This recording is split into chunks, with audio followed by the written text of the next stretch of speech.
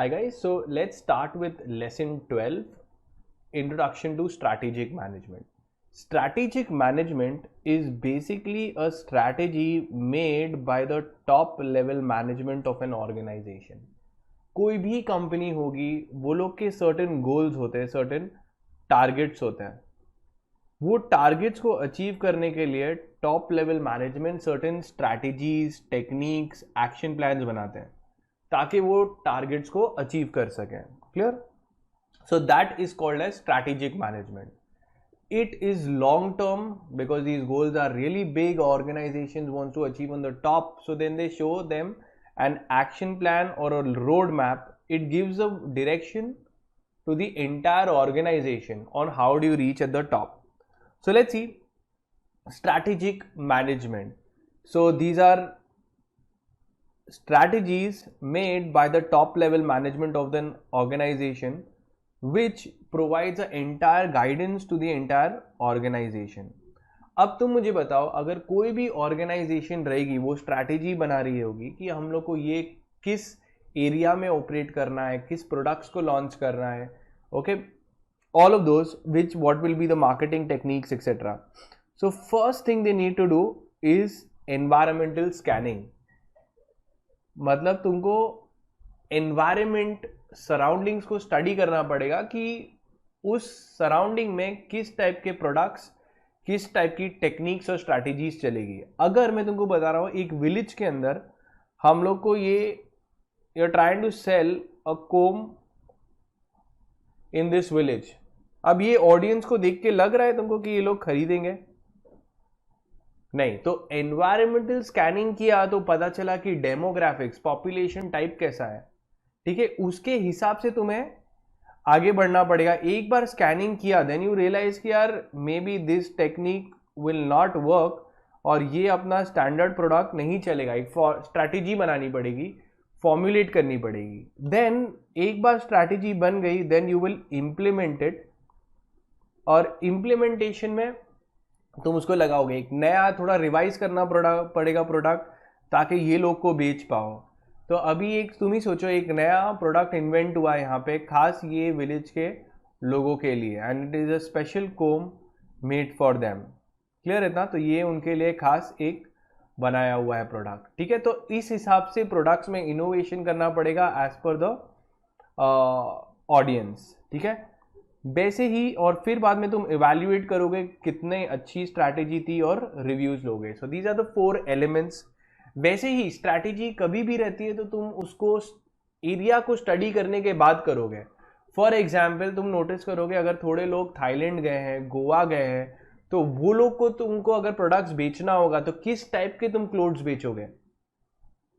वही कपड़े और वही यू नो वेयरिंग अपैरल्स क्या तुम सऊदी अरेबिया में दे पाओगे जो तुम थाईलैंड में देते हो, गोवा में देते हो वो लोग को, मियामी, न्यूयॉर्क और सऊदी अरेबिया? नहीं, तुम्हें अपनी स्ट्रैटेजी एरिया के हिसाब से बदलती रहनी पड़ेगी. So let's see strategic management. First, just a small thing, it provides a long term development of the organization and it provides a vision. तब जाके समझ में आएगा कि उसके रिसोर्सेज और पैसे वैसे कहाँ लगाने हैं. एक इफेक्टिव स्ट्रैटेजी बनेगी तभी ही जाके कॉर्पोरेट गोल्स अचीव कर पाएंगे. Clear, simple. नाउ जो स्ट्रैटेजिक मैनेजमेंट रहता है ये बहुत ही बड़े लेवल का होता है, टॉप लेवल मैनेजमेंट करते हैं. इसके बहुत बड़े रैमिफिकेशन मतलब कॉन्सिक्वेंसेज होते हैं, लॉन्ग टर्म के लिए बनते हैं. ओके, दे मेजर गोल्स जो होते हैं इंप्लीमेंट करने के लिए स्ट्रैटेजीज बनती है, और ये जो रहते हैं कोई इंटर्न को नहीं बिठा सकते हो, टॉप लेवल मैनेजमेंट बैठ के बनाते हैं. एंड दिस स्ट्रैटेजी जो रहती है पूरा ऑर्गेनाइजेशन उसको फॉलो करता है. It provides a overall direction to the entire organization so that you can achieve the goal.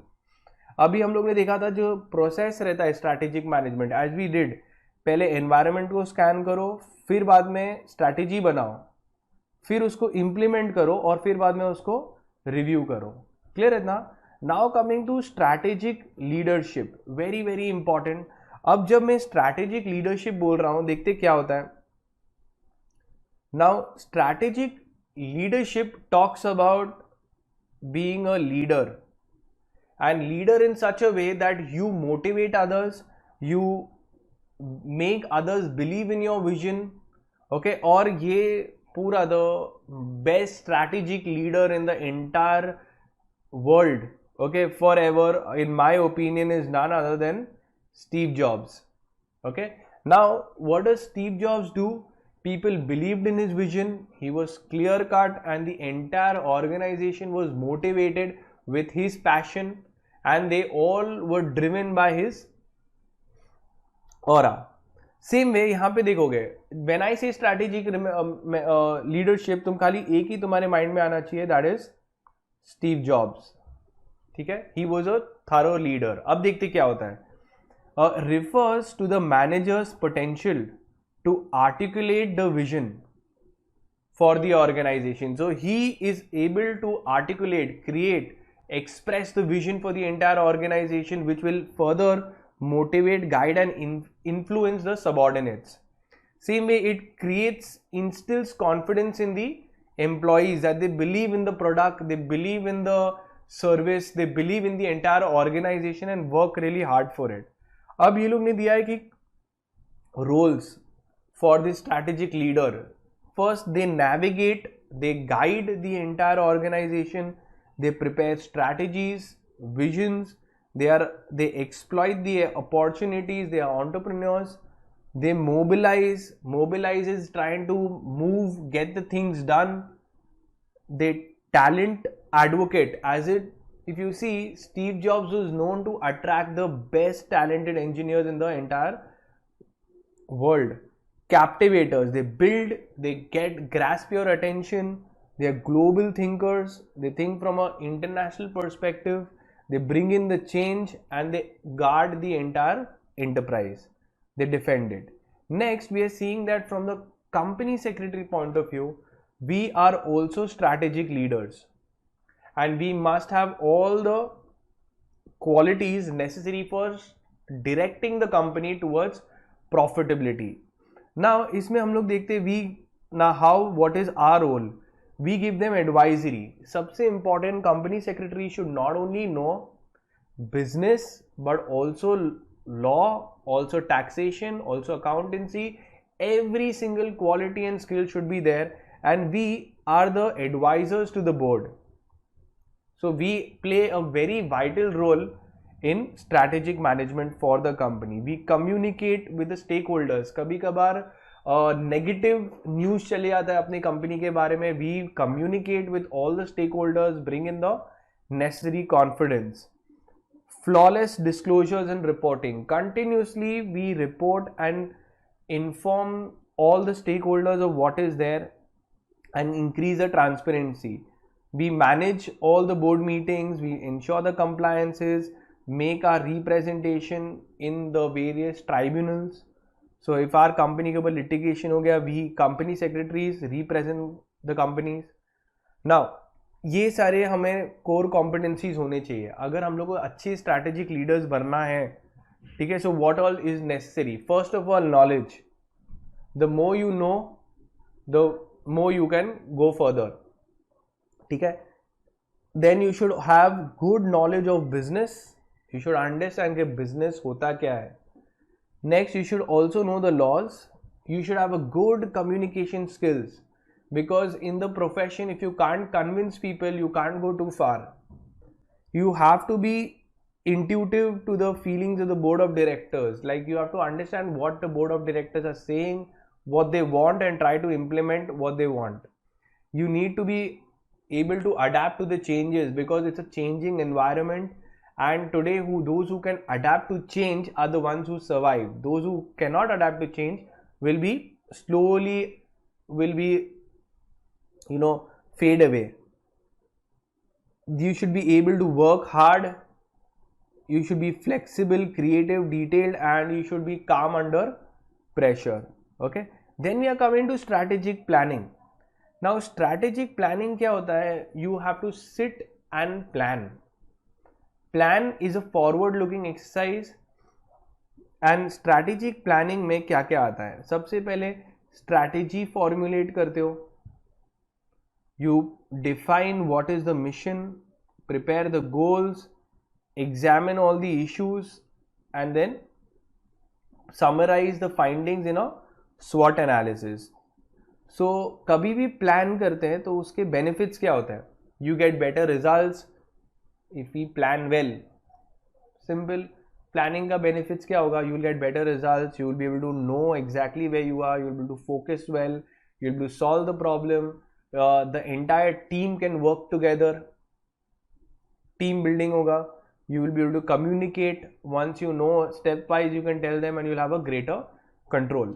What are the limitations to strategic planning? Strategic planning is sitting on the table and deciding the action plan in future. One thing is cost could outweigh the benefits. Strategic planning करने के लिए बहुत सब time जाता है, बहुत सारे पैसे जाते हैं, because reports लेना रहता है, you need to hire for certain professionals. It's expensive, and maybe in the end you find out कि वो कर ही नहीं रहे हैं प्रोजेक्ट. तो I have seen one of my friends, he wanted to set up a manufacturing unit. Now manufacturing unit के लिए he went in another state, stayed there for around 1 year. He wanted to set up some chemical which will be used in paints. एक साल गया, पूरा market understanding, plan, ये वो, and in the end he realized that he doesn't want to do the business. तो इससे क्या होता है कि पूरी चीज़ करने के बाद में प्लानिंग वैनिंग करने के लिए, मार्केट में रिसर्च करने के लिए पैसे और टाइम जाते हैं, then it might not turn out that you don't do the project at all. Secondly, what if you make a faulty assumption about future? Business operates from the future point of view. What will be the demand in future? So accordingly, I start creating. If I make a faulty assumption, I might hit a dead end. The next we'll be doing is Potter's 5 forces model. Very, very important from exam point of view. Now, the professor Michael Potter propounded the 5 forces model. According to him, the higher the competition, the lesser will be the profitability, and lesser the competition, higher will be the profitability. You only tell me, would you like competition in your field? Because if there is more competition, business में अच्छा नहीं है, तुम्हारा profitability कम हो जाएगा. Now he has given 5 forces. Now let's see what are these 5 forces. You can remember the code word, that is BSSE. पहली बात, buyers, entrants, suppliers, substitutes and competition. तुम मुझे बताओ कि more buyers business के लिए अच्छा होगा या नहीं? More buyers means the profitability will be more, and vice versa. Entrants, would you like new entrants in the market and competition बढ़ते जाए? No. So if there is easy entrants, कोई भी जल्दी आ सकता है, एंट्री मार सकता है.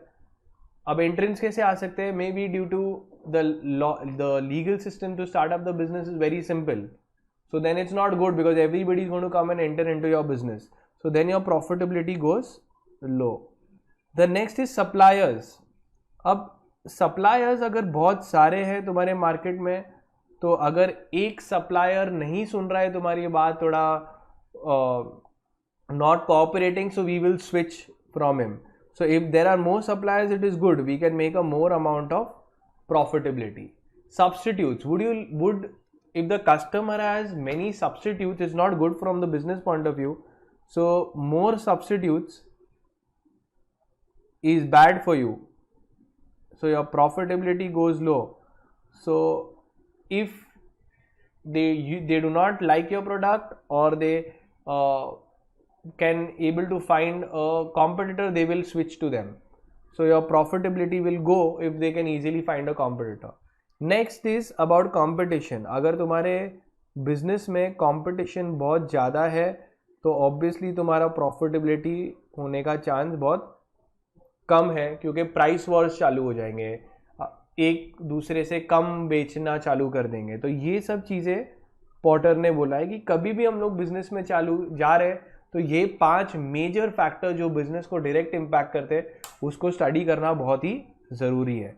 So then they have explained that stronger the competitive forces, ज़्यादा कॉम्पिटिशन होगा तो बिजनेस के लिए अच्छा नहीं है हमारे, क्योंकि प्रॉफिटेबिलिटी कम हो जाएगी.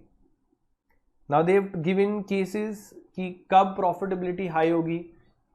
अगर हाई बैरियर्स है टू एंटर, तुम सोचो अगर बिजनेस चालू करने के लिए लंबा प्रोसीजर है और हम लोग ने बिजनेस चालू कर लिया और कोई भी एंट्रेंट आ रहा है उसके लिए बहुत ही लंबा प्रोसीजर है, good for me, I can make more amount of profit.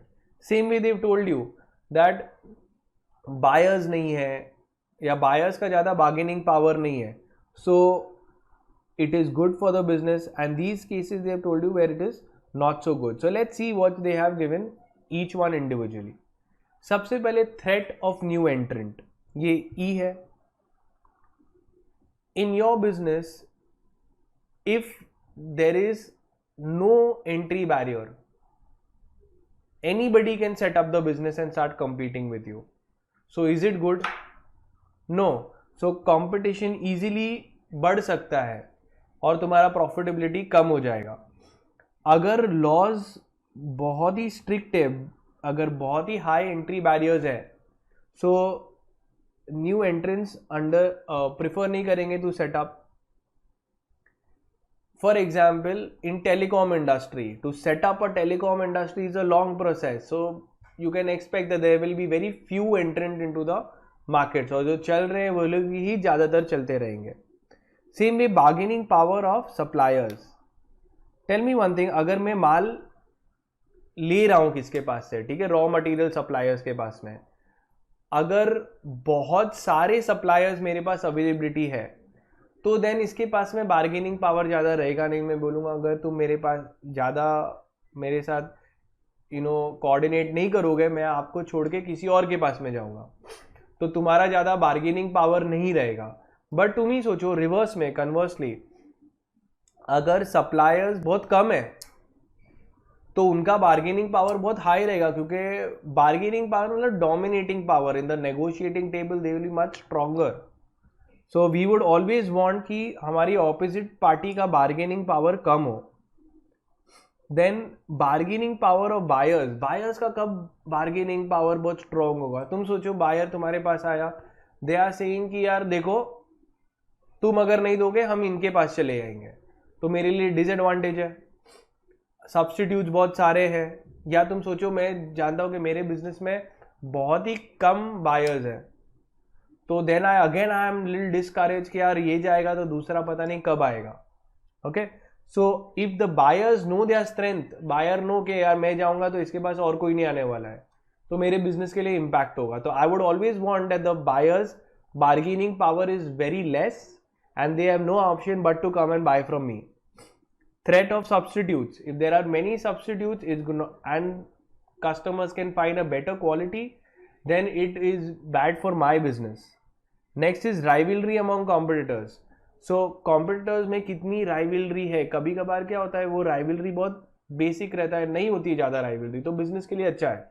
But if continuous price Wars है, कंटिन्यूसली वो अपना प्राइस गिरा रहा है, कंटिन्यूसली अपना प्राइस मार्केटिंग टेक्निक्स ऑफर्स बढ़ाते जा रहा है, तो मेरे बिजनेस पे भी एक किस्म का प्रेशर आएगा. So this is there the 5 force model of Michael Porter. Then they have given an examples also of pizza hut. You can read if you want, and then the chapter gets over.